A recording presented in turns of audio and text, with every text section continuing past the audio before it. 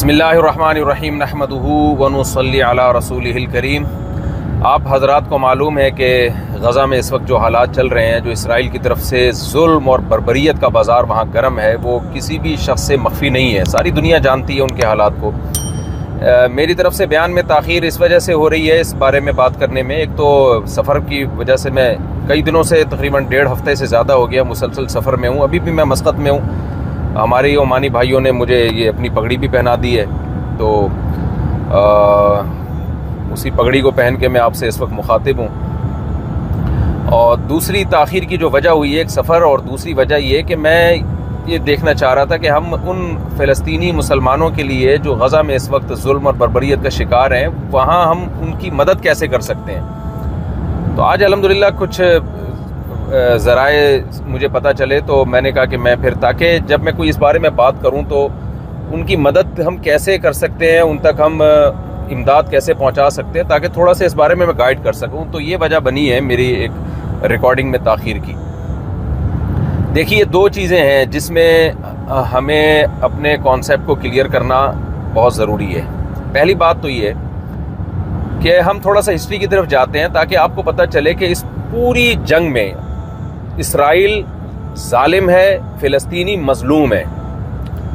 کیونکہ ریسنٹلی جو واقعہ ہوا جس میں فلسطینیوں کی طرف سے ایک تنظیم کی طرف سے ایک حملہ ہوتا ہے اسرائیل پر، جس میں بہت ساری عورتیں، بچے، ان کے دعویٰ کیا جاتا ہے کہ وہ ہلاک ہوئے ہیں، اور پھر پورا یورپ متحد ہو گیا، امریکہ متحد ہو گیا، احتجاج کرنے لگے۔ بات یہ ہے کہ ہم ٹھیک ہے، ہم تو قطعاً اس کے قائل نہیں ہے کہ عورتوں اور بچوں کو نشانہ بنایا جائے لڑائی میں، جنگ میں، لیکن یہ سلسلہ شروع کہاں سے ہوا تھا؟ جب بھی اس طرح کا کوئی سلسلہ ہوتا ہے تو البادی الاظلم، عربی کی ایک مشہور کہاوت ہے کہ جو پہل کرنے والا ہوتا ہے نا وہ بڑا ظالم ہوتا ہے۔ اصل ظالم وہ ہوتا ہے۔ یہ حالات یہاں تک پہنچایا فلسطینیوں کو کس نے ہے؟ آپ اگر ایک طرف احتجاج کر رہے ہیں تو آپ دوسری طرف بھی تو احتجاج کریں۔ آپ حضرات کو معلوم ہے، اگر ہم 125 سال پیچھے جاتے ہیں تو جب دوسرے جنگی عظیم کے خاتمے کا ٹائم تھا، یہودیوں نے اس وقت مطالبہ کیا برطانیہ سے کہ ہمیں فلسطین میں ایک الگ ریاست چاہیے۔ یہودی پوری دنیا میں ایک ریاست بنانا چاہتے تھے، اس کے لیے مختلف ملکوں کا انتخاب کیا گیا، لیکن اس پہ اتفاق نہ ہوا۔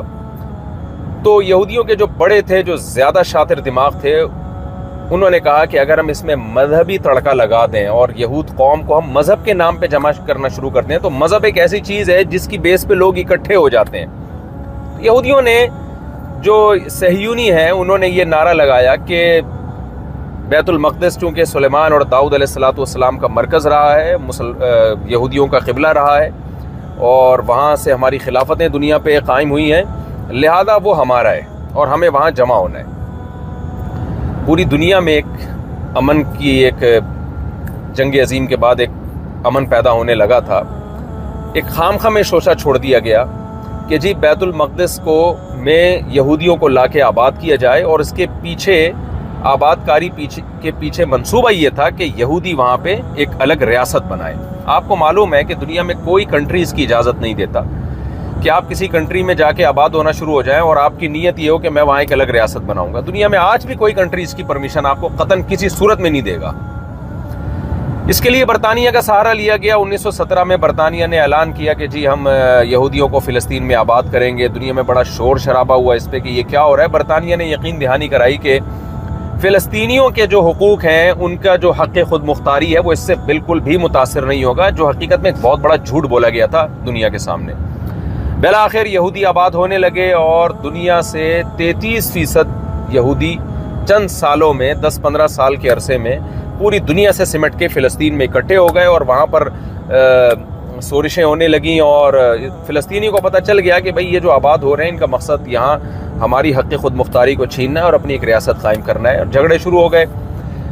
جب 45 میں دوسری جنگ عظیم کا خاتمہ ہوا ہے، برطانیہ کمزور ہو چکا تھا، اور برطانیہ یہودیوں کو اس طرح سے سپورٹ نہیں کر سکتا تھا۔ اقوام متحدہ بیچ میں کودی ہے، اور اقوام متحدہ نے کچھ سفارشات پیش کی، جن میں ایک اہم سفارش یہ کہ یہ پورا علاقہ یونائٹڈ نیشن کے حوالے کر دیا جائے، اور دوسری سفارش یہ کہ اس کو بانٹ دیا جائے اسرائیلی اور فلسطینیوں کے، یعنی یہودیوں اور فلسطینیوں کے بیچ میں، کیونکہ مسلسل حالات خراب ہو رہے تھے، بارڈر پہ کشیدگی بڑھ رہی تھی۔ مصر، اردن، لبنان اور شام مل کے لڑتے ہیں، یہودیوں سے، اسرائیل سے، لیکن بجائے فائدہ ہونے کے اسرائیل اور زیادہ مضبوط ہو گیا. اس کو فلسطین میں موجود جو عرب تھے ان کے گاؤں تباہ کرنے کا موقع مل گیا. اس نے فضائی بمباری کر کے سینکڑوں گاؤں اسرائیل میں، فلسطین میں تباہ کر دیے اور لاکھوں عربوں کو ہجرت پہ مجبور کیا.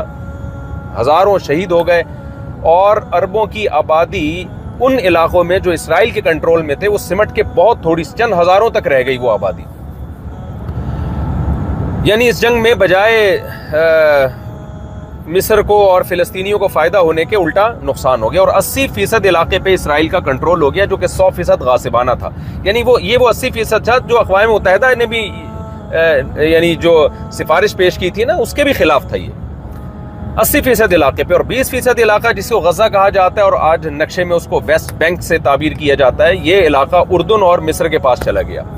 67 میں بہت بڑی وار ہوئی، آپ سب کو معلوم ہوگا. اس وار میں اسرائیل کی پوزیشن بہت زیادہ مضبوط تھی. مکمل امریکہ نے اسرائیل کو سپورٹ کیا، جو سپورٹنگ بالکل غلط تھی، بین الاقوامی قانون کے خلاف، یونائٹڈ نیشن کے لاء کے خلاف تھی. اسلحہ دیا اور بالآخر اس جنگ میں بجائے فلسطینیوں کی مدد ہونے کے نتیجہ یہ نکلا کہ مصر کے بھی بہت سارے علاقے اور شام کے بھی بہت سارے علاقے اسرائیل کے کنٹرول میں چلے گئے اور اسرائیل نے مصر کے بھی بہت سارے علاقے اپنے قبضے میں لے لیے. اس کے بعد 73 میں دوبارہ جنگ ہوتی ہے. اس سے پہلے 56 میں بھی ایک جنگ ہوئی جس میں برطانیہ اور فرانس نے مل کے اسرائیل کی مدد کی اور نہر سوئس پہ قبضہ کیا. سوویت یونین کی دھمکی کے بعد یہ لوگ پھر پیچھے ہٹے ہیں. آپ اس پورے ان جنگوں میں آپ دیکھ سکتے ہیں کہ کس طرح سے برطانیہ، فرانس اور امریکہ اس غاصب اسرائیل کا ساتھ دیتا رہا ہے، جس کا ساتھ دینے کا اسلام کی کو تو آپ ایک طرف رکھیں، بین الاقوامی قانون کی روشنی میں بھی اور بین الاقوامی اور یونائٹڈ نیشن کے لاء کے مطابق بھی کوئی تک نہیں بنتا اس کا. اس کے بعد لڑائی ہوتی ہے جی 73 میں. مصر نے کوشش کی کہ اپنے جو مقبوضہ علاقے ان کو اسرائیل سے آزاد کرائے، لیکن یہاں بھی مصر اور شام کی پوزیشن کمزور ہوئی اور اسرائیل بہت پاورفل تھا. لیکن اللہ جزائے خیر دے سعودی عرب کے بادشاہ شاہ فیصل شہید رحمۃ اللہ علیہ کو.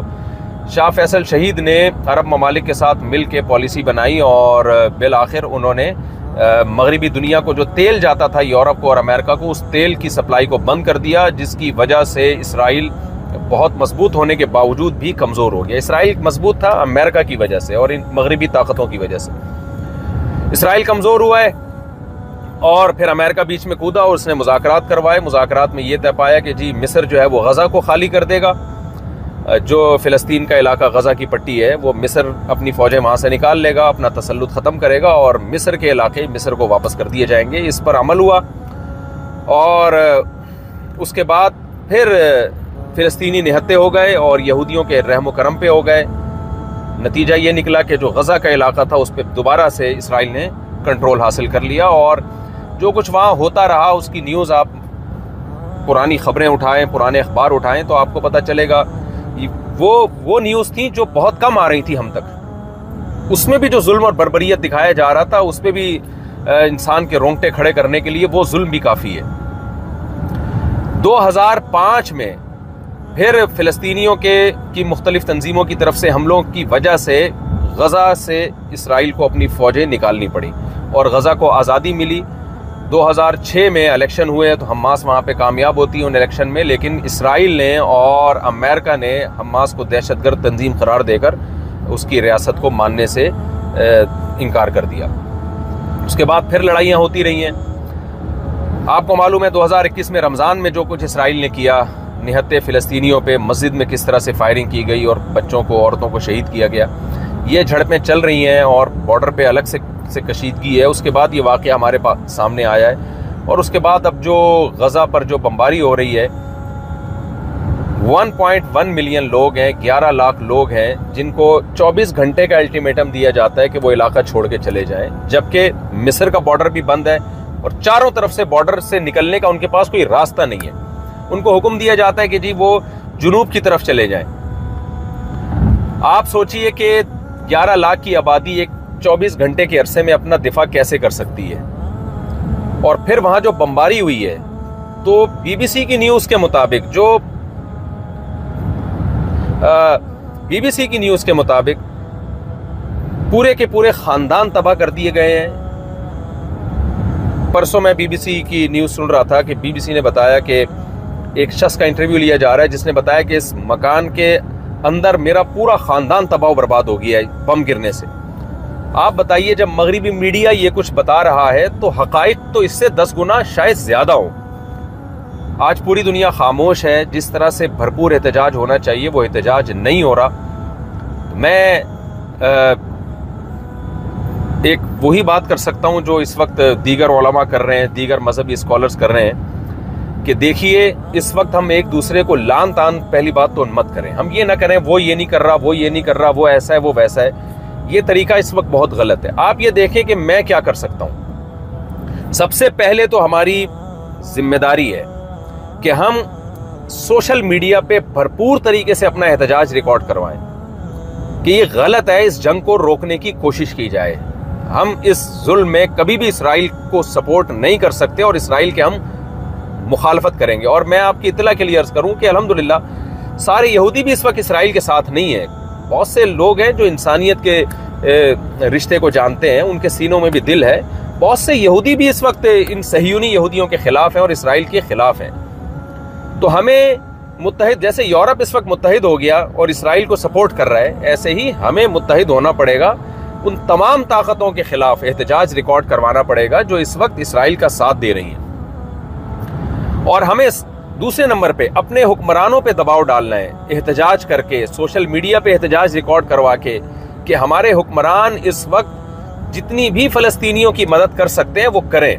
دیکھیں اس وقت اسلامی ملکوں کے پاس بہت بڑا المیہ یہ ہے اور یہ بہت بڑی سازش کے تحت یہ کیا گیا ہے کہ جو ملک فوجی لحاظ سے پاورفل تھے, جو اسرائیل کو آنکھیں دکھا سکتے تھے, یا تو ان کی فوجی طاقت کو ختم کر دیا گیا یا اکنومیکلی ان کو تباہ و برباد کر دیا گیا, جس میں لیبیا کی مثال آپ کے سامنے, عراق کی مثال آپ کے سامنے, شام کی مثال آپ کے سامنے, وہاں کیا خانہ جنگی ہو رہی ہے, اور پاکستان کی مثال آپ کے سامنے ایک مضبوط فوج ہے لیکن اکنومیکلی بالکل کھوکھلا کر دیا گیا ہے ہمیں. تو ایک بین الاقوامی ایجنڈا ہے جس کا اسلامی کنٹریز حصہ بن رہے ہیں, اور جن ملکوں کے پاس ایک اکنومیکلی وہ بہت مضبوط ہے ان کے پاس کوئی مضبوط فوج نہیں ہے. یہ ایک بہت بڑا المیہ ہے اور یہ ایک بین الاقوامی ایجنڈا تھا جس کے تحت یہ سب کچھ کیا گیا, اور اس کے پیچھے بنیادی مقصد شاید اسرائیل کو مضبوط کرنا ہی تھا. اب ہماری یہ ذمہ داری ہے کہ ہم بھرپور احتجاج ریکارڈ کروائیں, ہم اپنے حکمرانوں پہ دباؤ ڈالیں کہ دیکھیں جو ریاست کی طرف سے جو آفیشلی احتجاج ہوتا ہے وہ پاورفل ہوتا ہے, اس کو دنیا سنتی ہے.